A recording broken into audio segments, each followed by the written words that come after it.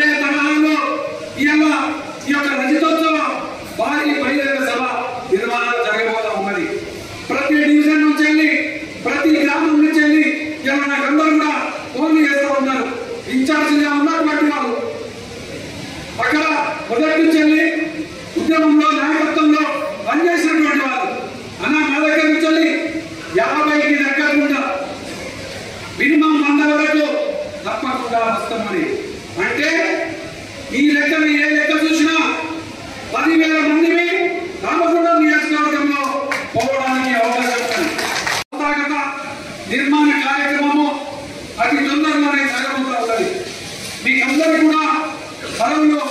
తప్పకుండా వస్తాయి. మనం గతంలో మన పార్టీలోనే మనం చూసినాం. వాళ్లకు రేపటి కాలంలో తప్పకుండా వాళ్లకు ప్రజల బుద్ధి చెప్పడానికి సిద్ధంగా ఉన్నారు. ఇటువంటి సందర్భంలోనే మీరందరూ కూడా కౌన్సిలర్లు కావాల్సిన వాళ్ళు, సర్పంచులు కావాల్సిన వాళ్ళు, ఎంపీటీసీలు కావాల్సిన వాళ్ళు, ఉప సర్పంచులు కావాల్సిన వాళ్ళు, మీరందరూ కూడా మన ఈ యొక్క భారీ బహిరంగ సభ సందర్భంగా మనకున్నటువంటి నాయకత్వం, కొంతమంది నాయకులు పోయినట్టున్నాయి, ఈ ప్రాంతానికి న్యాయం జరుగుతుందని ఉద్యమాన్ని చేసినటువంటి వాళ్ళు ఇలా అటువంటి నిరాశ నిస్పృహలతో ఎవరు ఉన్నా కూడా అటువంటి వాటి అన్నింటినీ కూడా తీసేయండి. తప్పకుండా రేపు రాబోయేటువంటి పరిపాలన మనదే కాబట్టి మీరు ఏ విధంగా అనుకుంటారో మీ గ్రామాలు కానీ మీ విషయాలు కానీ తప్పకుండా ఆ రీతిలో ప్రతి కుటుంబానికి న్యాయం జరిగినటువంటి విధంగా ఇలా కార్యాచరణ ఉన్నది. ఇలా ప్రజలు ప్రశ్నిస్తున్నటువంటి సందర్భం కేసీఆర్ గారు అన్నాడు, మాకు 2,000 రూపాయలు ఇస్తే 4,000 రూపాయలు ఇస్తా అని మమ్మల్ని నమ్మకానికి ఇచ్చారు, మోసం చేశారు. మమ్మల్ని మోసం చేసినటువంటి ఈ యొక్క కాంగ్రెస్ పార్టీని వందబెడతామని ఆ ప్రజలందరూ కూడా అంటున్నటువంటి సందర్భం.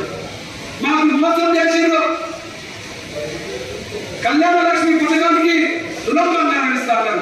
15 నెలలైంది, ఇప్పటి వరకు కూడా ఇచ్చిన పాలన పోలేదు. 2,500 రూపాయలు ఇస్తాను, ఇప్పటి వరకు ఒక్కరి అకౌంట్లో కూడా రూపాయి వేయలేదు. ఇంత దుర్మార్గమైనటువంటి మోసం చేశారు. మాకు కేసీఆర్ గారి ద్వారానే, కేసీఆర్ గారి నాయకత్వంలోనే గొప్ప పరిపాలన అందింది, గొప్ప సంక్షేమం అందిందని అలా ప్రజలందరూ కూడా మళ్ళీ మాకు కేసీఆర్ గారు ముఖ్యమంత్రిగా కావాలని కోరుకుంటున్నటువంటి యొక్క నేపథ్యంలో ఇటువంటి సందర్భంలో దయచేసి మీరందరూ కూడా ఈ యొక్క క్షేత్ర స్థాయిలో మనకున్నటువంటి పరిజ్ఞానంతో ప్రజల్లో చైతన్యం చేస్తూ ఇలా పార్టీని బలోపేతం చేస్తూ ముందుకు నడిపించాలనే సందర్భంగా ప్రత్యేకంగా మీకు అందరికీ కూడా కోరుతూ ఈరోజు ఈ ప్రాంతంలో కాంగ్రెస్ పార్టీ చేస్తున్నటువంటి దుర్మార్గమైనటువంటి పరిపాలన మనం కళ్ళారా చూస్తా ఉన్నాం. ఇంతకుముందు తోటవేరే ప్రత్యేకంగా చెప్పారు, ఇంతకుముందు కౌశికారావు గారు చెప్పారు, ప్రతి ప్రసంగంలో చెప్పారు.